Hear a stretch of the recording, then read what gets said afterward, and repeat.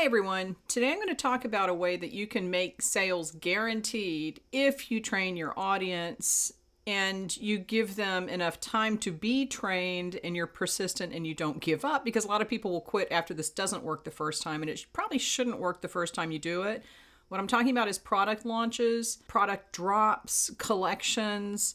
It's all kind of lumped in together the same way. It has different names, different terminologies, but the main idea behind this is that you're going to train your audience to buy when you tell them to. That's actually the goal of launching products or doing a product drop or dropping a collection or even doing pre-sales. In a lot of ways, I would argue that that's related to this also, is that you want to train your audience to buy things when you tell them to buy it. It creates excitement for your business. It gives you something to kind of publicize and talk about. And it's a good way to get sales on new items right away. And this kind of works into Etsy's system. If you're an Etsy seller, there's certain things you have to do on Etsy that are a little bit different because of the way that the Etsy bots work and the Etsy system works. But if you have your own website, this will work really well, as long as you give it time and you're dedicated to the idea that you want to train your audience, and it's going to take a little time. This might not work the first time you do it. Okay, so what is a product launch? What is the drop? What the heck am I talking about? Okay, a product launch is when you announce that you have new products coming out. They're going to be available for a limited time, and you're going to be adding them to your collection during a certain amount of time in a distinct time period, and then they're going to be gone. That's a launch, all right? We're launching a new product line, but there also is the component of taking it away from people, and that's what gives people the urgency to buy it. If you're just making a new product and you have a collection of products and you're launching the product and it's going to sit in your shop forever, there's no urgency to buy it, and people might buy it because it's new, but you're not going to sell as much as if you then pull the line. Because we're using psychological triggers here. We're using the fear of missing out. We're using scarcity. Scarcity is the big one. Scarcity is the big one in all of these. We're using the idea of community. We're using the idea of unity. We're using the idea of your authority. There are all kinds of things that people do that are related to this kind of selling as far as how they understand when to buy things. And you're using all of them here. Before I really get started, I'm going to put the link to an article with this information in the description of this video. So if you want to go over and get the written version after I go through this, go ahead. I'm going to explain some things in this video that are not really in the written version, but you can go down and print it out. So I have a handout. Just go to the link in the description and get it and come back to follow along with me, maybe. Now, what is the purpose of a product launch? Like I said, a product launch is to train your customers. That's basically, you want to sell things right away. You want to introduce a new bunch of products. You want to introduce a new line. You want to have maybe a one-of-a-kind thing.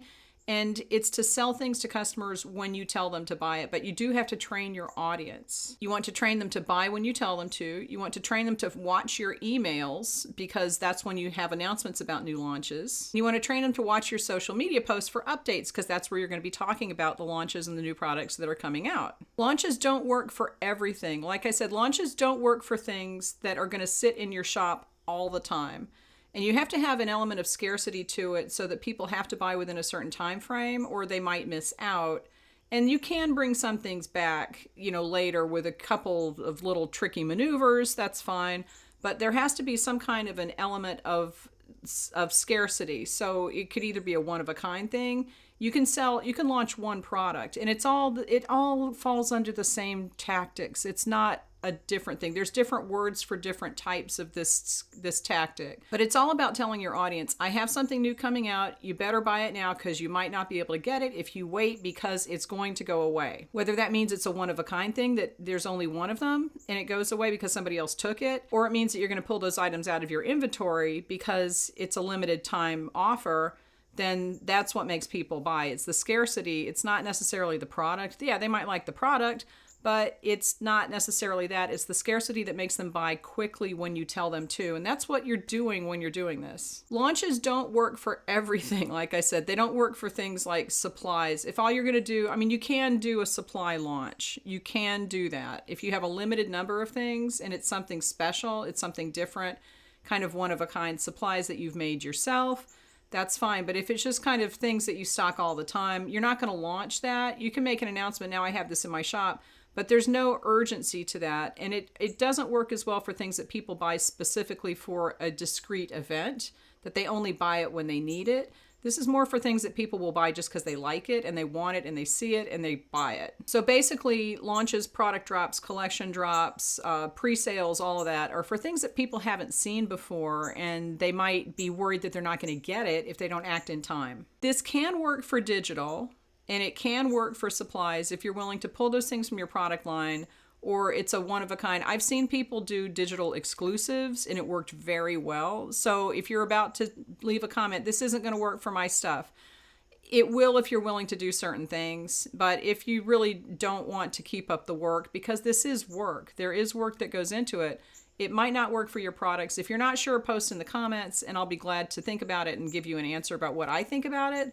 But this will work for anything, as long as you're willing to pull it and not make it available all the time. The thing about this that people will not tell you, because they want to make you think that it's easy, is important, is that you have to have an audience. You have to have an email list or social media or a Facebook group. You have to have an audience to sell to and to get to your products, because if you don't, then no one's going to come to your collection drop, and they're not going to see your product launch, and you're not going to sell anything. The first few times that you do product launches, you might not sell a thing. It doesn't matter, because nobody knows that except for you. You're the only one who knows how many things sell. And a lot of people do a lot of very shady things with product launches in order to get people to think that you sold a lot more than you did. I can go through that. You really do need an email list and social media, and you want to be growing those all the time. This is not a one and done thing. This is something that you have to do over and over, because the first time you do a product launch, even if you do have an audience, if they have never seen this before, they're not going to know what to do, and you might not sell anything. There definitely will be people who say, I didn't see the sale in time. Can you sell me this thing? And you have to say no, and I'll go into that a little bit more in a minute, but you have to say no, because you're trying to train your audience, like I said, to buy when you tell them to. But I just want to say that if you've never done this before, your audience might not know what to do, and you have to train them to know what to do. Now, the problem with launching or doing a collection drop or any kind of anything on Etsy is that when Etsy sees a sudden increase in activity and a sudden increase in items that you have set up to be shipped, they could put your shop in vacation mode, whether you like it or not. And this has happened to people, but when there was somebody who did a product drop, and her shop was very popular, and so a lot of people came to her shop and bought things in a very short amount of time. And she complained that Etsy shut her shop, but when you really looked into it, she wasn't shipping things out in time, and she had a lot of complaints from people that had been stacked up. So you have to be careful with Etsy, but as long as your shop is in good standing and you ship things out quickly, there are things that you can do on Etsy to do a product drop without getting your shop shut down. You just have to be a little careful about it as far as Etsy shipping times and that kind of thing goes. The other problem with that on Etsy is that when you have something on Etsy and it sells, if you take it out of circulation, or if it's one of a kind, it doesn't have the buildup of the quality score for being sold again. So that is something that you have to take into consideration. This does work. Probably you have more control over it on a website, but it will work on Etsy. You can do that. You just have to be a little bit careful, and you have to understand that if you have something that's one of a kind, it's not going to build up the quality score. However, if you're the one who's sending people to Etsy to buy, it doesn't matter. You don't need to worry about Etsy's system. You're basically using Etsy like a cash register at that point, and that's fine because they're doing all your sales tax and VAT and all that kind of stuff for you. So it's worth it. All right, so what kinds of things can you launch? What kinds of things can you do product drops for? You can do single products. It doesn't have to be a collection. You can launch a single product. If you have a one-of-a-kind thing, if you are a painter and you have a one-of-a-kind painting, and you have a customer base that wants your paintings, you can launch that painting. You can lead up to it. You can sell it the minute that you list it, and that's done. Or sometimes beforehand. A lot of times people will write to you and say, I want to buy this. What's your price? You name a price that's higher than what you would say. And if they pay it, they get it, and then you don't even have to go through the launch, and that's even better. So you can do a single product. You can launch a collection, which is usually a group of like 8 to 12 things that are related in some way. It can be related by a theme. It could be related by a color. It could be the same design on different products that are all kind of the same, not necessarily the same product, but just the same design. So it has to be related in some way to make it a collection, because these things go together in some way. It doesn't have to be things that you can use together, though. Does that make sense? It can be like the same design on different stuff for home goods, but it doesn't have to be all for the kitchen, if that makes sense. And then you can do a product drop, which is where you basically say, this is what I'm selling. It's all going to go live at this time. And then you launch everything at the same time. And that is related to launching a collection, but it doesn't have to be, and usually there's a theme to it. I mean, there's usually a product drop, but I know there's a jeweler who does this very successfully, that she will start posting pictures of things that she's going to drop. She opens the cart at a certain time and everything sells out really quickly because her fan base is waiting to buy it. So it is all related. People call things different names, but it's all the same principles. It doesn't have to be a full collection of related items. It could be a single item. It could be one-of-a-kind vintage items. If you have been collecting things and you haven't listed them, you could do a collection drop. You could do this. It's not that difficult. And that actually would work really well for vintage if you have an audience that you can communicate with, and you don't have to worry about Etsy relisting things to get that quality score, because you can just do a collection, and it does build the excitement and the interest that you don't get when you just list things one by one. The question is whether it's not necessarily whether your products will work with a collection, because you can make things work with launching collections and product drops. You can make them work. The question really becomes, how much effort do you want to put into this, and is it worth it to you? So if you are just the kind of person that wants to list something and walk away and you don't want to do any work, this is not for you. This is not your strategy. If you're the kind of person who's willing to put up a little bit of work to develop a schedule that works for you, maybe some graphics that you can reuse, the most work that you're ever going to do is the first time you do a product launch, because that's the time when you need to do the graphics and you need to get everything in place. You need to figure out your schedule. When are you going to be posting? When are you going to be emailing? Once you do it once, you can reuse all of that again over and over and over. And I used to launch classes. I launched my eShop program, and I used the same schedule over and over and over. It worked every single time. It was very predictable. But I really only had to put all of the major design work and stuff like that in the first time I did it. After that, I just recycled it. So it's not as much work, but it is still work. So if you're willing to put a little bit of work into it, product launches could work for you. Now, if you're willing to be more involved than that and hands-on in real time if need be, you could do a live launch, which is something that people that sold classes used to do. And I used to do live launches for my classes. You can do live launches for products, and it might drive a little bit more interest. It might get you a little bit more traffic because people like video. So there's that component that you can do, but you don't have to do that part of it. You could just do the launch sequence and just leave it at that. Now, if you're going to do a product launch, you're going to have what we call an open cart date, which is the date that the sale starts. And then you're going to have a closed cart date, which is the day the sale ends. On the closed cart date, you have to take everything in your collection down and not sell it anymore, at least for a while. If you want to come back later, if you have things left over that nobody bought, you can say, oh, this was such a high demand item, I'm adding it to my permanent collection. It could be something that nobody bought, nobody wanted, nobody knows this. See, this is the thing, nobody knows what goes on behind the scenes at your product launch except for you. So if, I will get into this more in detail in the article because there's a lot that goes into it. And there are some things that you might not feel comfortable doing because it's a little shady. It's marketing tactics, and you don't have to do it if you don't want to. But the more of these things that you do, the more you put into people's heads that this was a very successful launch. All these products were very popular. And then people want it because other people have it. That's the social proof. We're using social proof here, saying everybody liked this stuff so much, I'm bringing it back. And then people are like, oh, I didn't get it the first time, maybe I'll get it now.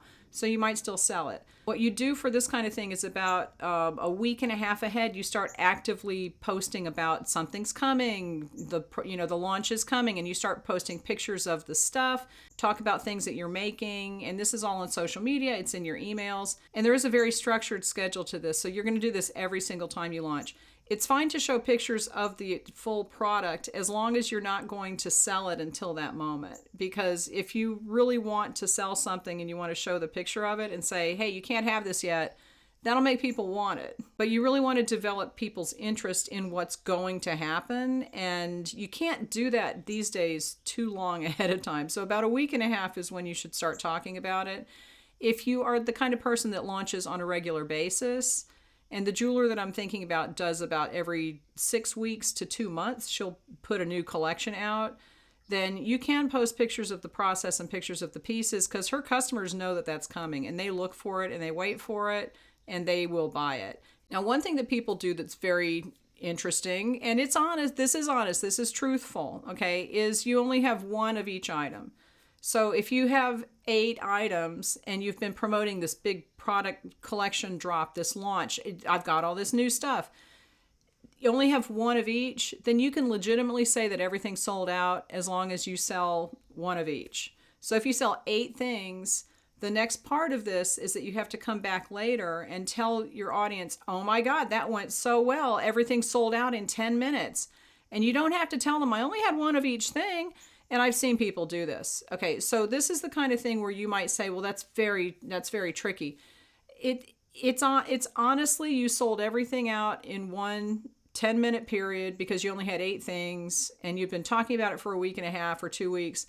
You know, this is the kind of thing where you have to decide for yourself what you're comfortable doing. But what happens when you say everything sold out in 10 minutes is that the people that didn't get one of those things suddenly says, oh my God, I missed out. And now we're launching into the fear of missing out and scarcity. And we're reeling those people back in because now they're thinking to themselves, I need to be faster next time. That's what you want people to think. You want people to think, I need to be faster next time, because the next time you do this, those people will be waiting and they will buy faster, and you actually might sell everything out. And you might sell everything out even if you have 5 of everything, you know. But if you keep your inventory very low, the first few times that you do product launches, it's important to be able to say, I sold out. Now, like I said, there are times when you don't sell anything, like nothing sells. Again, nobody needs to know that. So pull the collection at the time, and usually it's about a month. I would leave things up for about a month, take them down, and you hope that it sells out way ahead of time. As things sell out during your launch, when the cart is open, you want to make announcements about that. Oh, this just sold out, and post a picture of it on social media with sold out in red across it. You want to make people feel like they missed out, and that is basically what you're doing. You're training your audience to come back next time and buy faster. You're training them to think, oh, I missed it.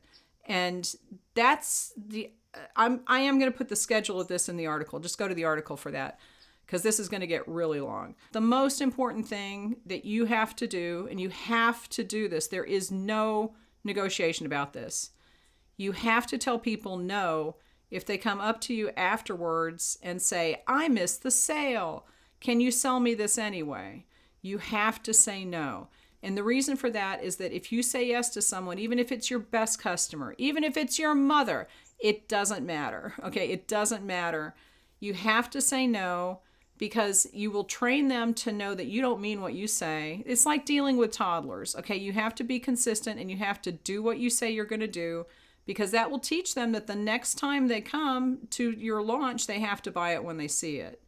Okay, that's really, really, really important. Never go back on that. Okay, and even if they're begging, no, just tell them, you can sign up for my email list. I will, if you want me to, I will send you a personal email before I tell anyone else when this thing is back in stock, even if you have it sitting on the desk next to you because you did not sell it. You cannot sell it to that person. And you can wait a few weeks and send her an email and say, I have made a few more because I had so many requests. I have 3 listed in my shop now, so here's the listing. If you want it, you can go buy it now, but those might sell out, so don't wait too long.